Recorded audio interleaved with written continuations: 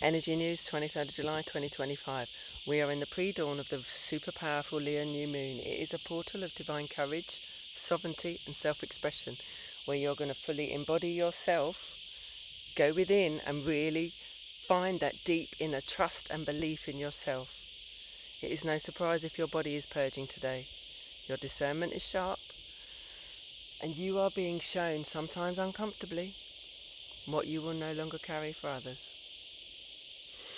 This moon is inviting us to really speak from your solar plexus, so just below your heart, not from fear or force, just belief in yourself. Stop shape-shifting for others' comfort. I've said this many times this week.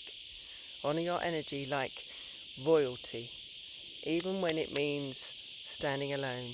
Your soul is preparing for great visibility beyond belief. That's why the shadows may feel close. You're being asked to keep your heart open when others are projecting, avoiding or playing games. Will you stand tall in your gifts even when the 3D doesn't immediately validate your path? The answer is you're already vibrating it through your body. Yes, you will. You are already ready for this powerful shift that we have been planning for years. Lightworkers, we hold the light.